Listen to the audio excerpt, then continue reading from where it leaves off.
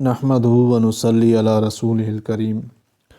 اما بعد فاعوذ باللہ من الشیطان الرجیم بسم اللہ الرحمن الرحیم۔ حصہ سوم تفسیر آیت 41 سورہ مائدہ۔ معارف و مسائل آپ سماعت فرمائیں گے۔ یہ 3 آیتیں اور ان کے بعد کی آیات جن اسباب و واقعات کے ماتحت نازل ہوئی ہیں ان کا تفصیلی بیان پہلے آ چکا ہے، جن کا خلاصہ یہ ہے کہ یہودیوں کی یہ پرانی خصلت تھی کہ کبھی اقربا پروری کے تحت، کبھی جاہ و مال کے لالچ میں لوگوں کی خواہش کے مطابق فتویٰ بنا دیا کرتے تھے۔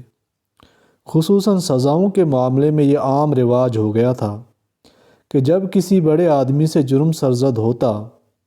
تو تورات کی سخت سزا کو معمولی سزا میں تبدیل کر دیتے تھے۔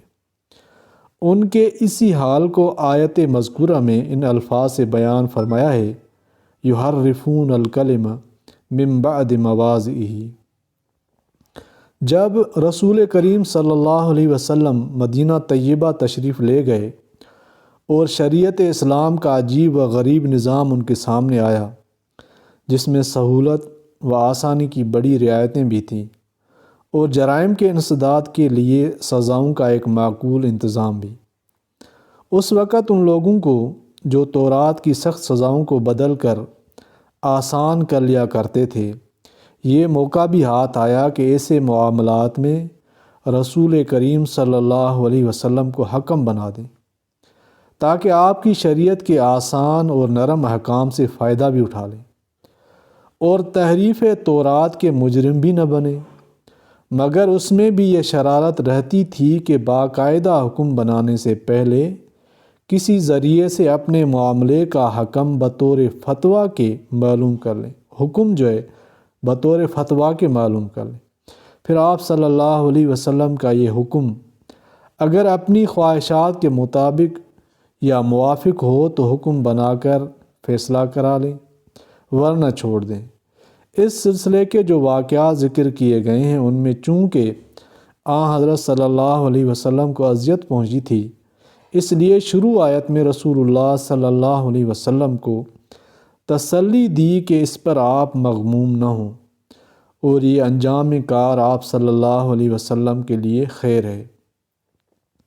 پھر یہ اطلاع دی کہ یہ لوگ مخلصانہ طور پر آپ صلی اللہ علیہ وسلم کو حکم نہیں بنا رہے بلکہ ان کی نیتوں میں فساد ہے۔ پھر بعد کی آیت میں آپ صلی اللہ علیہ وسلم کو اختیار دیا کہ آپ صلی اللہ علیہ وسلم چاہیں ان کے معاملے کا فیصلہ فرما دیں یا ٹال دیں۔ آپ صلی اللہ علیہ وسلم کو اختیار ہے اور یہ بھی اطلاع دے دے کر اگر آپ صلی اللہ علیہ وسلم ٹالنا چاہیں تو یہ آپ کو کوئی نقصان نہیں پہنچا سکیں گے۔ آیت فَأَحْكَمْ بَيْنَهُمْ أَوْ أَعْرِضْ عَنْهُمْ کا یہی مضمون ہے،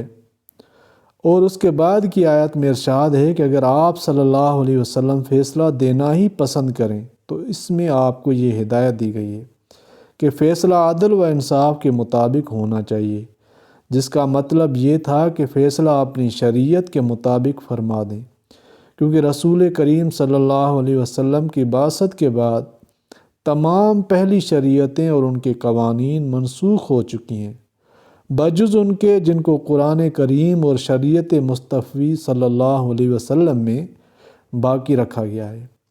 اسی لیے بعد کی آیات میں قانون الہی کے خلاف کسی دوسرے قانون یا رسم و رواج پر فیصلہ صادر کرنے کو ظلم اور فسق و کفر قرار دیا گیا ہے۔ اسلامی حکومت میں غیر مسلموں کے مقدمات کا ضابطہ۔ یہاں یہ بات یاد رکھنے کے قابل ہے کہ یہودی جنہوں نے اپنے مقدمات کو رسول کریم صلی اللہ علیہ وسلم کی عدالت میں بھیجا، نہ ان کا رسول کریم صلی اللہ علیہ وسلم اور آپ کی شریعت پر ایمان تھا، نہ یہ کہ مسلمانوں کے زیر حکم ذمہ تھے۔ البتہ رسول کریم صلی اللہ علیہ وسلم سے ان کا معاہدہ ترک جنگ کا ہو گیا تھا۔ یہی وجہ ہے کہ حضرت صلی اللہ علیہ وسلم کو اختیار دیا گیا کہ چاہیں ٹال دیں اور چاہیں فیصلہ اپنی شریعت کے مطابق فرما دیں، کیونکہ ان لوگوں کی کوئی ذمہ داری اسلامی حکومت پر نہیں ہے اور اگر یہ ذمی ہوتے اور اسلامی حکومت کی طرف سے رجوع کرتے تو حاکم مسلم پر فیصلہ کرنا فرض ہوتا، ٹال دینا جائز نہ ہوتا، کیونکہ ان کے حقوق کی نگرانی اور ان سے ظلم کا رفع کرنا حکومت اسلامیہ کا فرض ہے۔ اسی لیے آئندہ آنے والی ایک آیت میں یہ بھی ارشاد ہے کہ یعنی اگر یہ لوگ اپنا معاملہ آپ صلی اللہ علیہ وسلم کے پاس لائیں تو آپ صلی اللہ علیہ وسلم اس کا فیصلہ اپنی شریعت کے مطابق فرما دیں۔ اور دوسری آیت ان غیر مسلموں کے متعلق ہے جو مسلمانوں کے ذمی اسلامی ملک کے شہری اور زیر حکومت رہتے ہیں۔ اب یہاں یہ بات قابل غور ہے کہ پہلی آیت اختیار اور دوسری آیت دونوں میں حضرت صلی اللہ علیہ وسلم کو ہدایت یہ ہے کہ جب ان غیر مسلموں کے معاملے میں فیصلہ کریں تو اللہ تعالیٰ کے نازل کردہ حکم یعنی اپنی شریعت کے مطابق کریں، ان غیر مسلموں کی خواہشات یا ان کے مذہب کے مطابق فیصلہ نہ دیں۔ اس کی توضیح یہ ہے کہ یہ حکم ان معاملات کے متعلق ہے جن کا ذکر ان آیات کے شان نزول میں آپ سن چکے ہیں کہ ایک معاملہ سزائے قتل اور خون بہا کا تھا اور دوسرا زنا اور اس کی سزا کا۔ ان جیسے معاملات یعنی جرائم کی سزاؤں میں ساری دنیا کا یہی دستور ہے کہ پورے ملک کا ایک ہی قانون ہوتا ہے جس کو جنرل قانون کہتے ہیں۔ اس جنرل قانون میں طبقات یا مذاہب کی وجہ سے کوئی فرق نہیں کیا جاتا۔ مثلا چور کی سزا ہاتھ کاٹنا ہے تو یہ صرف مسلمانوں کے لیے مخصوص نہیں بلکہ ہر باشندہ ملک کے لیے یہی سزا ہوگی۔ اسی طرح قتل و زنا کی سزائیں بھی سب کے لیے عام ہوں گی، لیکن اس سے یہ لازم نہیں آتا کہ غیر مسلموں کے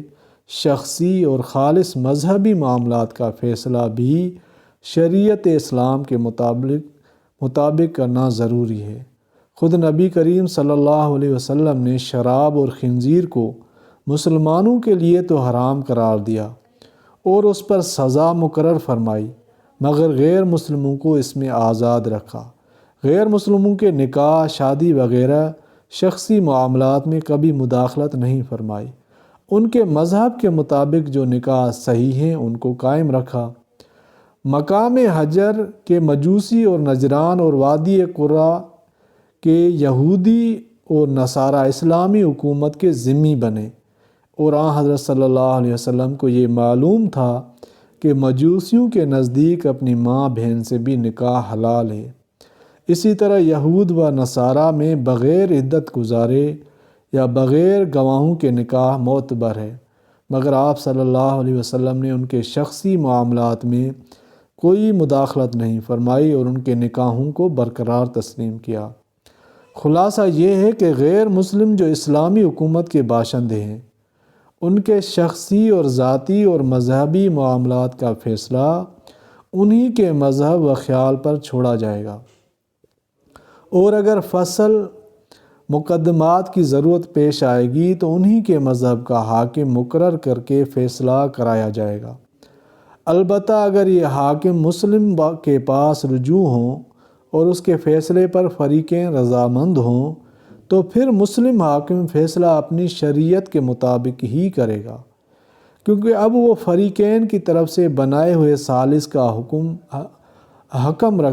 رکھتا ہے۔ آیت کریمہ وَإِنْ أَحْكَمْ بَيْنَهُمْ بِمَا أَنزَلَ اللَّهُ جو آگے آنے والی ہے، اس میں شریعت اسلام کے مطابق فیصلہ دینے کا حکم جو نبی کریم صلی اللہ علیہ وسلم کو دیا گیا ہے،